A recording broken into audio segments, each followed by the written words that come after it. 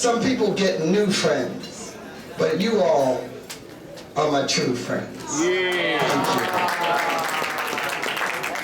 you. So before we get started, I just want to acknowledge some folks in the house. We have our state senator from Queens, Leroy Comrie. Leroy, where you at? He up in here somewhere. I'm gonna get him.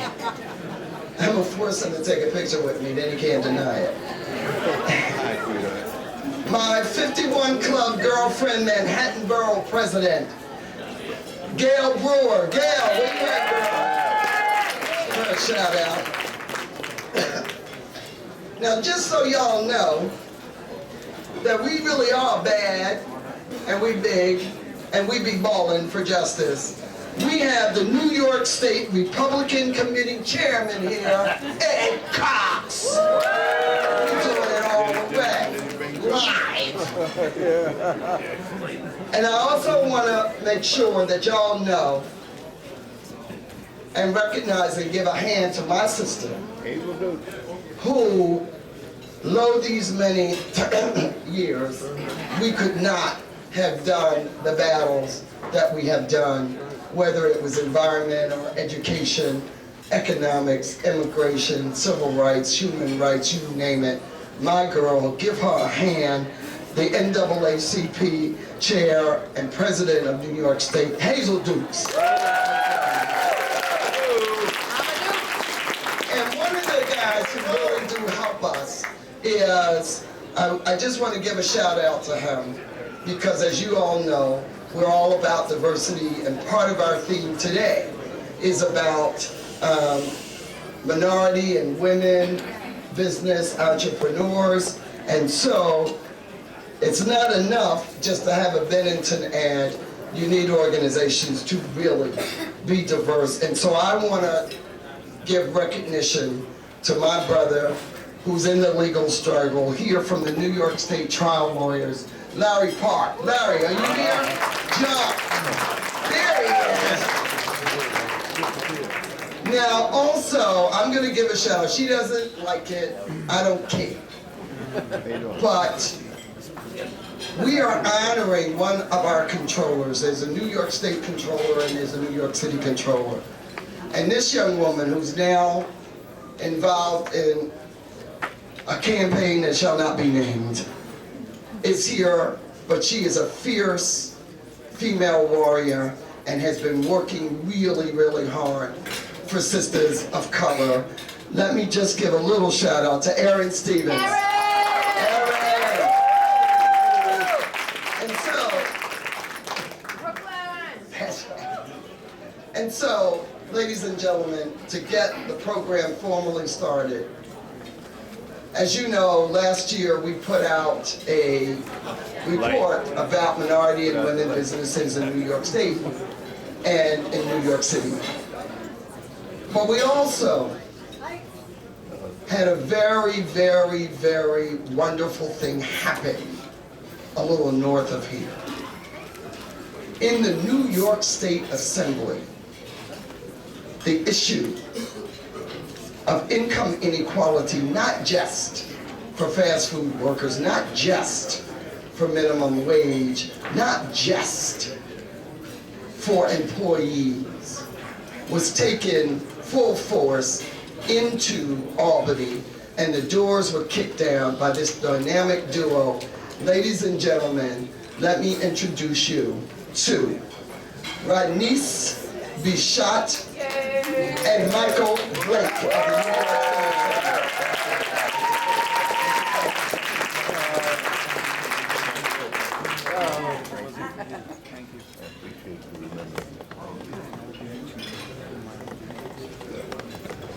Good evening, everyone. Good evening. How are we doing tonight? Are you excited to be here? Yes. Let's give Bertha Lewis and the Black Institute another round of applause. She is the definition of social justice in every area. Bertha has been out for us for a very long time, whether it's for voting rights, whether it's for immigration rights, whether it was for economic equality.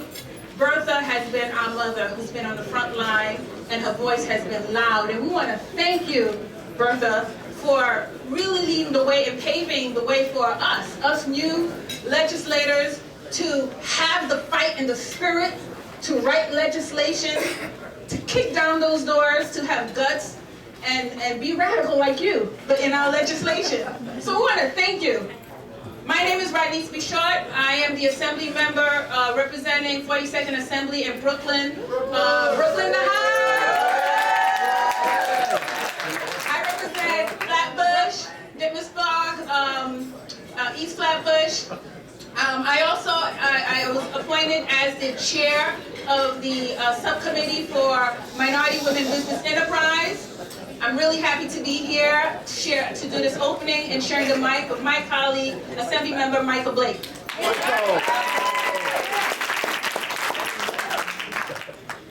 We hear all this Brooklyn talk. I got love for Brooklyn, but if you love hip hop, then you understand that hip hop started in the boogie down Bronx. Just saying. I'm not saying what he's just saying. Bronx in the house. It's okay. I mean, facts don't lie, but it's all right. First, we are here. Obviously, we're all excited because we're here to celebrate the Black Institute and Bertha Lewis, who are incredible in everything that they do. You know, when we had a very tough campaign, as you all saw and read about, Bertha was one of the few that had our back and continue to push for us. And now we continue to amplify the efforts as it relates to minority women-owned businesses, because this is what she cares about, and that's what we all collectively care about. It's important for folks to know that yes, we're celebrating tonight, but we also have work to do.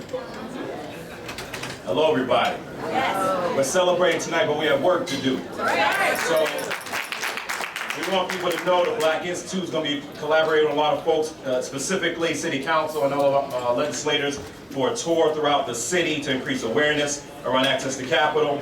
We're going to be on the front end figuring out how to collaborate in terms of creating an investment fund and finding more ways for us to be able to partner together. We want to make sure we not just celebrate our honorees and those that are our leaders today, but make sure when we leave from here we continue to do the work to stand up for our minority women-owned businesses. Thank you. Now, the Black Institute, in conjunction with the New York City Council Women Caucus, embarked on a town hall tour across 5 boroughs to hear directly from city minority and women-owned businesses about the unique challenges they face in doing business with the city. More than 200 MWBEs shared their experiences, and the policy recommendations developed during the tour form the core of the Black Institute Fair Share legislation. This legislation is designed to enshrine and enforce agency accountability, ensure prompt payment to MWBE contractors, and guarantee minority and women businesses a fair proportion of public contracts. The administration has expressed support for some parts of the legislation, but more outreach and education is needed. 2, with our organizing partners, ramp up awareness and support for significant policies reforms to level the playing field. The city, for example, is offering $20 million for bonding and loans, which would benefit only 23 businesses. That's not enough, y'all. And none of the city's agencies met their MWBE contracting goals in 2015. The policy and legislation prescription recommended by the Black Institute and the coalition partners are designed to address the core issues faced by MWBEs. Of significance, we will engage outreach and education around amendments to New York City local law, 1, to increase the percentage of contracts awarded to MWBEs 35%, expand MWBE requirements, revamp the bidding process, streamline the certification process, fix the payment system, and work towards other reforms. TBI is also pressing for city to designate a chief diversity officer at the city level and for state law to allow the city to factor in both New York City and New York State MWBE status in best value procurements. Now, ladies and gentlemen, let me tell you something. What Bertha has done really has impacted the way we legislate. We have been speaking with Bertha Lewis and the Black Institute for some time now. And collectively, Assemblymember Michael Blake, myself, and other legislators have come up with a slew of legislation. And Michael Blake will talk about his successful bill about contract payments that became law. Recently, I introduced 13 MWBE bills. These bills reflect all the issues that Bertha Lewis has been fighting for. We have a bill where we are making sure where we want to impose 30% or of MWB goal to every single state contract that is trickled down to every city and municipality. We have bills that are addressing transparency and accountability. We have bills that's looking at sole source and requiring them to also participate in MWBE goals. We have bills that's going to lift the 3.5 net worth that's impacting our MWBEs from growing. We have bills where we want to see who are getting waived and why they're getting waived. So we have a number of things that we're putting out, but again, the brain is Bertha Lewis. We're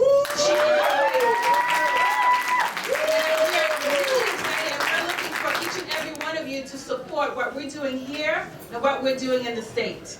Michael Blake.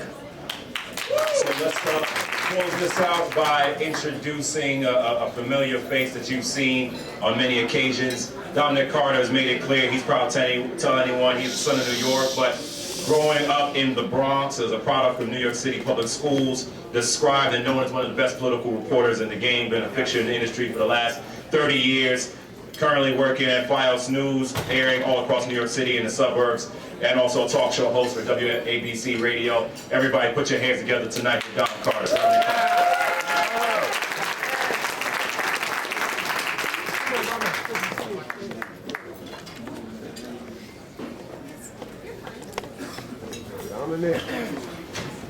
Well, good evening, everyone.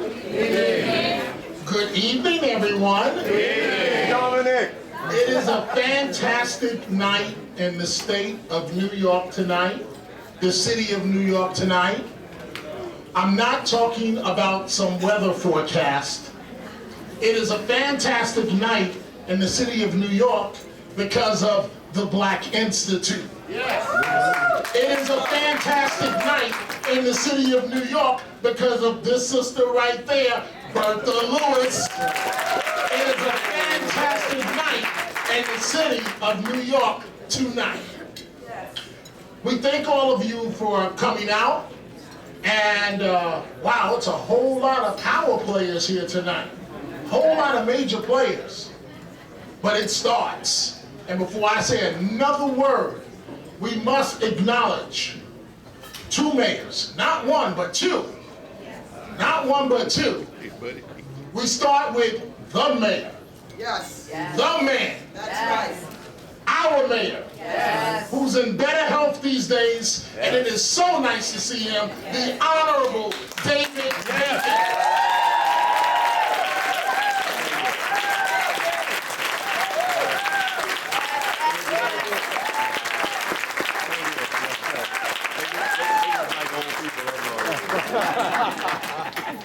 I just want to say this quickly about Mayor Dinkins because we're already behind schedule. Mayor Dinkins was a role model for so many of us. Yes. Like myself, that grew up in the Bronx, out of the projects, without a father. Without a father my entire life. I graduate from college, come down to City Hall scared to death. Scared to death. Guess who leads me by the hand and says everything's gonna be all right? And he's been my friend for 30 years, publicly, private, and everything in between. Guess who?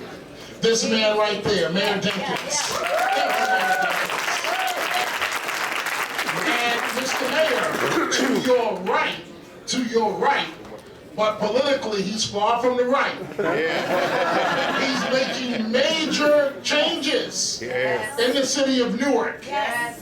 He is saying we're going to open the doors to all the people. We're going to cut back on crime. We're going to educate our children, and we're going to keep going forward. Give a hand to Mayor Baraka, please. Thank you, Mr. Mayor, for what you do. And so I want all the people that are, well, first of all, the board members of the Black Institute. Where are you, board members? Well, raise your hand. Let us stand up. Let us see who you are.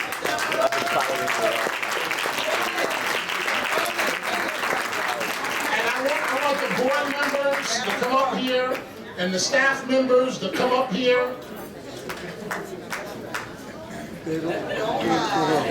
Board members, staff members, please come up. Come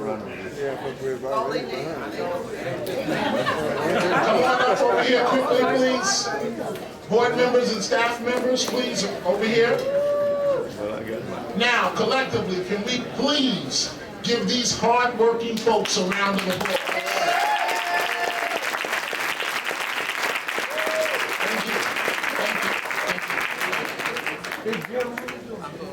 And so, now it's time to move on to the first award, which I believe is the Knowledge Award, which is going to the City Controller, Scott Stringer. Now, the man that's going to present this award is a living legend. And I mean that sincerely. Outside of our two mayors, or maybe including them, he is the man. A little bit about him. We know him as Carl McCall, who's right there in front. But Mr. Call, just a little bit of background about him. The current chairman of the State University of New York Board of Trustees. He took on that role in 2011. That's personal for me, Mr. McCall, because I am a graduate of the State University system. SUNY Cortland, wow, you knew that. So that means the world to me. The State University of New York is the largest comprehensive university system in the United States. It's run by this brother right here. Now, SUNY educates nearly 463,000 students on 64 college and university campuses. That's just one of his jobs. Mr. McCall served as controller of the entire state of New York from 1993 to 2002. As the sole trustee of the state and local retirement systems, yeah, you really want to hear this one. Mr. McCall was responsible for investing a pension fund valued at $120 billion. And B, billion with a B. That's right, Mr. Mayor, with a B. With a B. Mr. McCall has had a distinguished career as a public servant. He's been the president of the Board of Education, served 3 times as a New York State Senator, representing the Upper Manhattan District of New York City. He's also been, check this out, an ambassador to the United Nations. Yes. He's been an ambassador. And by the way, I must say hello to the lovely and gorgeous Hazel Dukes, the state chair of the NAACP. So Mr. McCall, please, the stage is yours. Thank you. Dominic, that's Reverend McCall, if you don't mind. Dominic, thank you. You make us proud, and we're so pleased that you got your SUNY education, and it really shows, and we appreciate what you have done for our university. When I look out here, I say, look, this is quite a crowd. But you know what? There's only one person who could bring all of you together. There's no question. Bertha, you did it. You know, I remember Bertha came to see me a few years ago, you know, after she had done her thing with Acorn and some other things. She was always there with us. We had a fight once in Albany. We'll tell people, we're going to write about that in the book, about what we did there together. But she said, I'm going to start the Black Institute. I said, what? What kind of institute? She said, it's a Black Institute. Okay, sister, we're with you. And look where we are today. Doing something all because of Bertha Lewis. Thank you, my sister. I really have a great pleasure tonight to introduce and make a presentation to our first awardee in their tremendous award. And the only thing better than the awardees tonight are the presenters. I'm telling you, we got, David Dinkins came in to give somebody else an award. That really tells you something. But the person that I'm going to present is our New York City Comptroller, Scott Stringer. This is a brother who, he is a brother, it's okay. He's fighting for the rights of all New Yorkers. He was fighting to strengthen the city's fiscal health and champion open, transparent government. That's a tough thing to do, but he's doing it. Mr. Stringer, Scott, as we all know him, was elected to the New York State Assembly in 1992. Then in 2005, he became the borough president, and then he was elected comptroller in 2011. He serves as fiduciary for the city's $162 billion pension fund, which provides retirement security for more than 715,000 active and retired city employees. Scott has launched initiatives to boost the participation of minority and women-owned businesses seeking to do business with the city, and boy, has he done that well. He has issued reports to point out how each agency is performing in terms of hiring and supporting MWBEs. He appointed the Comptroller's first ever Chief Diversity Officer.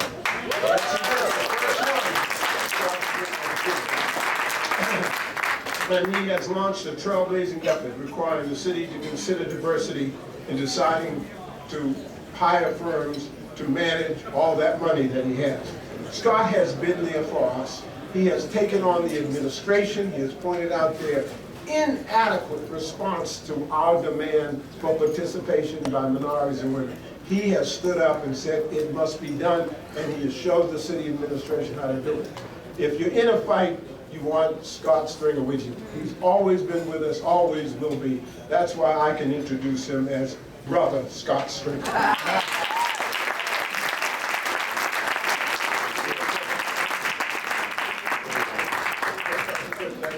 Am I supposed to give you? All you've done, we do give you this. The Black Institute honors Scott Stringer, New York City Comptroller, the Knowledge Award, presented on May 11, 2016. Congratulations. Thank you very much. Thank you. Isn't that great? Thank you. Thank you. This is, first of all, I just want to thank Comptroller McCall. Every office I've ever held, he was there to endorse me.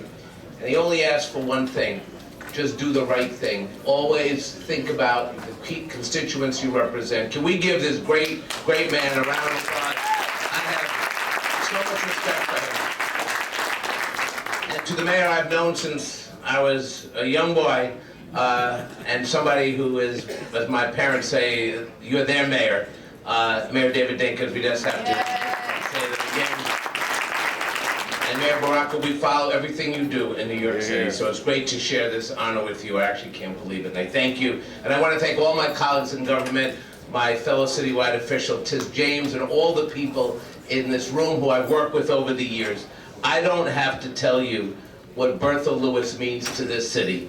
And when Bertha founded the Black Institute, she lit a match for advocacy and justice in this city. You can't put her back in the bottle, it's too late. She is absolutely doing the people's business.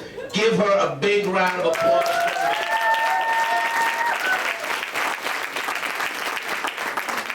She has been an inspiration and a mentor to so many activists, so many people who would go on to win elective office. She's been a friend of mine, an activist, and a truth teller. And I'm really honored that she would think enough of me to give us this honor. And I am proud to receive the Knowledge Award because my job, as Carl McCall knows, is to use data, analytics, and all the knowledge I can find to inform the work of city government. But if there's one thing I've learned in my time in public life, it's that knowledge must eventually lead to action. We have to work every day to make sure every New Yorker has a fair and fighting chance to make it.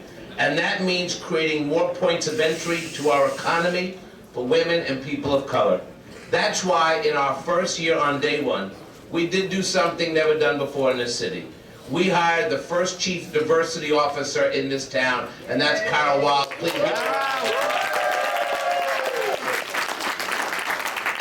I just want to say we have a lot of work to do. We have to change our shameful procurement process. How does the city spend $14 billion a year buying paper clips, paper, hiring law firms and accounting firms, and only 5% of that spend goes to women and minority-owned businesses in a city like ours. That's a shame, and it's got to change. And the Black Institute is our partner in issuing those reports, and that is something that we can never stand down on. It's also something that we have to come to terms with our pension fund. We need to leverage our pension fund to make sure that we have diverse corporate boards in the United States, and that's what we're doing every day. These boards look more like me than the rest of this room. And we have to make sure that the way we grow our funds is to make sure that people of all different backgrounds have a chance to smash that glass ceiling. And that's what our Boardroom Accountability Project is all about. And if I could just talk a little bit about that show, Mad Men. Because that's what we're dealing with the people who manage our money. These guys have to understand that for the first time in the history of a pension fund, anywhere in this country, we are now requiring them to tell us who works for the firm, who owns the firm, what's your diversity plan, from point of entry to chair of the board. And the reason we do this, and it's important to understand this, is not because it's only about social justice, but it's about growing our fund. Diversity produces better results. And that is why we are now demanding firms to step up and give us this data. If they do not, and they cannot diversify, they are not going to be part of our pension portfolio. We said it, and we mean it, and there's no going back now. So finally, I just want to say again to Bertha, I love you. We have had great times together. The best of the city is yet to come, but it's only if we support the pillars in the city who take chances, who are not afraid to fight, who's not afraid to ask those tough questions. I'm convinced that when we think about growing this economy, we need the Black Institute to talk about truth to power and to hold all of our elected officials accountable, because I have to tell you, I think starting next week, Bertha is coming to my office to bust my gut because she thinks I gotta start moving a little differently. So I know this is our last day, right, Bertha, before it starts. Thank you all very, very much. I'm very honored.